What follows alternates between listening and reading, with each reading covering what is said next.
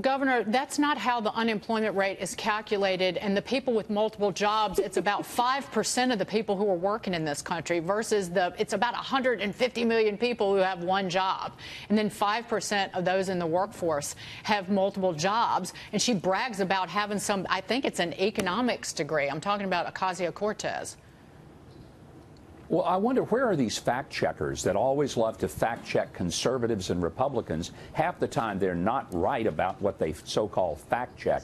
But the girl wonder there, the 20-year-old wonder king who's, you know, now the savant for economics, I mean, good grief. If anybody wants to see what happens when you move toward a greater level of socialism, let's just take everybody down to Venezuela and let them stand in line for the toilet paper that you can't even get anymore, and ask them, is this the country that you want? Is this the economy that you embrace? And Elizabeth Warren talking about people with 4 jobs, she just pulled that out of nowhere. I think the real question is, Elizabeth, you have one job. It's being a senator. Why don't you show up and do it? And that includes confirming some of the nominations the president has made. It includes trying to do your job as a senator rather than going around and making up stuff like a fiction writer.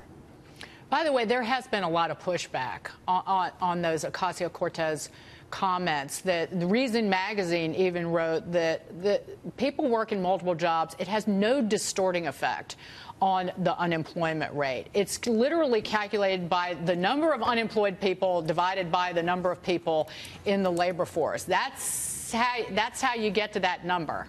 And it's just astonishing to me that so many liberals will sit there and just nod their head and go, yeah, that's right. Yeah, that's right. Abolish ICE. Again, the Republicans have to just be totally excited by the lunacy. Well, let's just hope that these are the spokespeople that the Democrats want to put forward. Add to that maybe Joe Biden and Hillary Clinton, and, you know, it's the mother lode. I mean, why don't we just go ahead and say that our #1 priority in America is getting rid of plastic drinking straws? And let's make up that, because you have all these celebrities saying that there are 500 million drinking straws a day.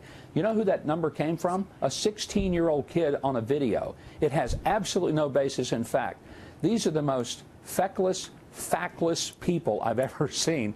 And the sad thing is people are paying attention to them as if they have something to say, and they don't. Mike, it's Kevin Kelly real quick. I just want to say you were hitting the nail on the head when you were talking about Elizabeth Warren needs to be doing her job, because if she's so concerned about those people who are working 4 jobs, which she just made up, why doesn't she vote on tax plan 2.0, right? Why doesn't she lower the tax rate for personal people? I mean, just go out there and do it, Elizabeth, and put more money in their pocket so they could feed their families better. And so I think that the biggest problem that we're going to have, though, is the narratives you're talking about going into the midterms. What do you think the Democrats are going to hang their shingle on going in and trying to do their blue wave? Well, Kevin, first of all, I think you're exactly right.